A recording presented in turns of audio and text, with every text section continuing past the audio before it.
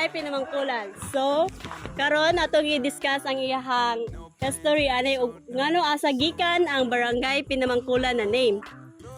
Ang Pina is gikan sa name nga woman. Mangkulan is kang sa isa ka lalaki. Kana sila is lovers. Then nagninyo sila mo na siyang gitawag og Barangay Pinamangkulan. So kini mo ni siya ang dating barangay hall sa Barangay Pinamangkulan, which is natukod sa 1946. So, Barangay Pinamangkulan, already a highly populated community, was formally organized into a barrio in 1946 to 1951. Ang first nga kapitan is si Resist Tito Cuenca. And the next kapitan is Juan Barquez in 1952 to 1953.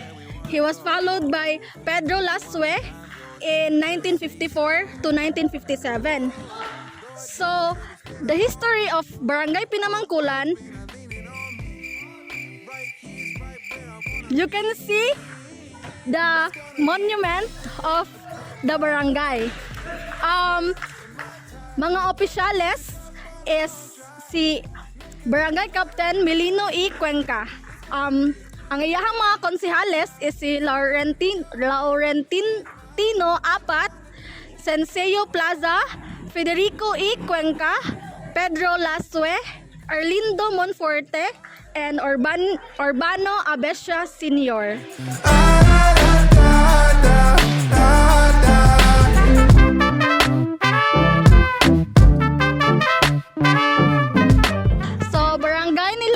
Karon natukod 2023, bago nila nga na-elect barangay captain is si Honorable Joel La Peña. And ang Barangay Pinamangkulan is nag-celebrate na sila sa ilahang barangay fiesta April 5 every year. Ang tawag sa ilahang fiesta is Senior San Vicente Ferrier. It's gonna be a good day.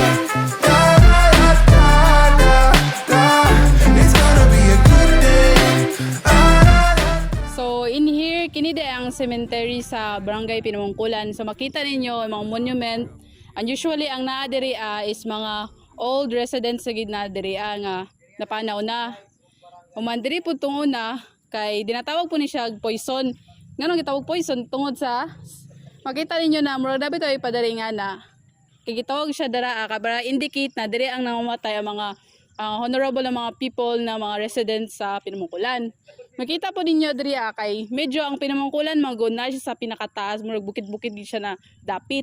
Na makita po ninyo diri puro grass, dahil makita ninyo sa ubos is ang kaning Butuan City, na makita ninyo ang kuan, mga bulumbundokin, mga mall o mga balay-balay sa ubos. A good day, a good vibe, ordering a little Postmates in my times. Turn the music up on a long drive. Make a little love in the sunshine. It's gonna be a good day, a good time.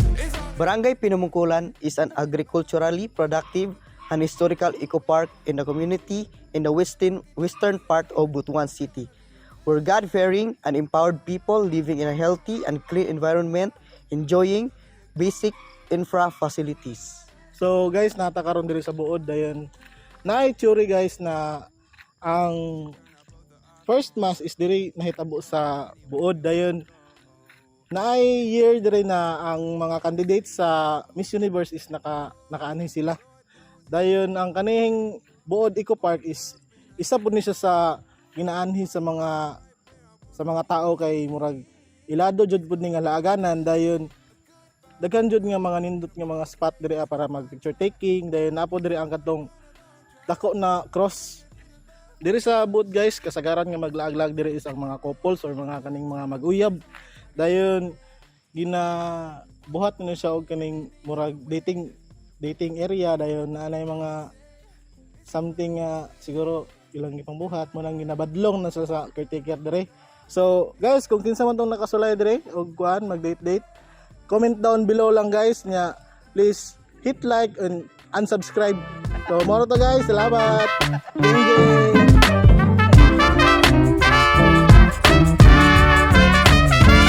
It's gonna be a good day.